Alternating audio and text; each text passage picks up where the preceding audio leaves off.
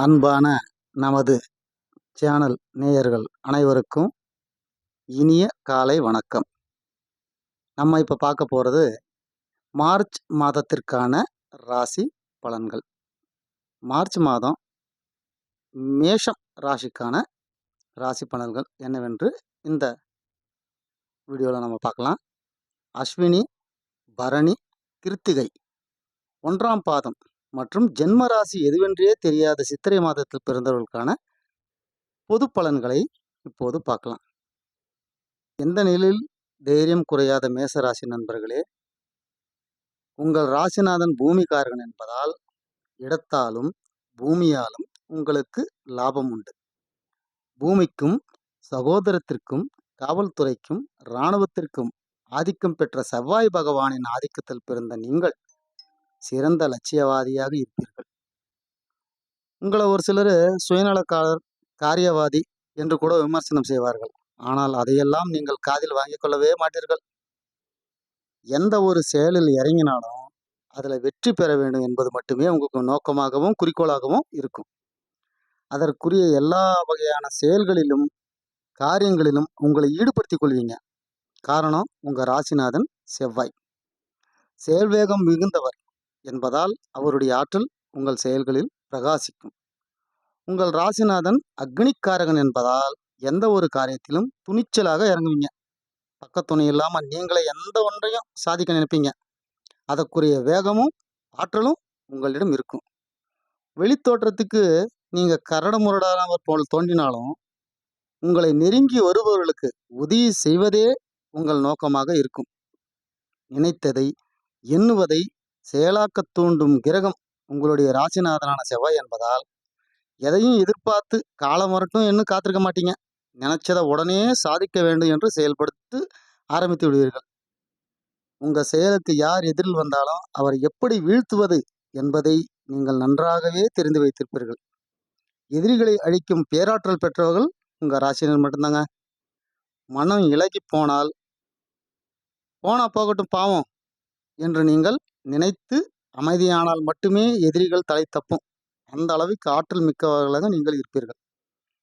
மனித தலைக்கும் முகத்திற்கும் மேஷமே காரணமாகிறது என்பதால் உங்களுடைய சுய அறிவும் சொந்த மூளையும் முகத்தை கவர்ச்சியாக வைத்துக்கொள்ளும் திரையும் அதிகமாக இருக்கும். உங்களால் புதிய புதிய சிந்தனைகளை வளர்த்து கொள்ள முடியும். அதன் மூலம் புதியானவற்றை உங்களால் தோற்றுவிக்கவும் முடியும். என்றாலும் சில நேரத்தில் ஆத்திரத்தாலும் படபடப்பாலும் உணர்ச்சி வேகத்தாலும் உங்கள் முயற்சிக்குரிய வெற்றிகளை உங்களால் எட்ட முடியாமல் போய்விடும். எனவே எந்த ஒரு முயற்சியாலும் திட்டமிட்டு ஈடுபட்டால் மட்டுமே உங்களால் வெற்றியை காண முடியும். நீங்கள் எந்த ஒரு செயலிலும் மேம்போக்காக ஈடுபட மாட்டீர்கள். அதன் கடைசி வரையில் சென்று அடி ஆழை வரை சென்று உங்கள் முத்திரையை பதிப்பீர்கள். சவாலான விஷயங்களையும் சாதாரணமாக ஏற்று முடித்து காட்டும் வல்லமை பெற்றவர்கள் நீங்கள்.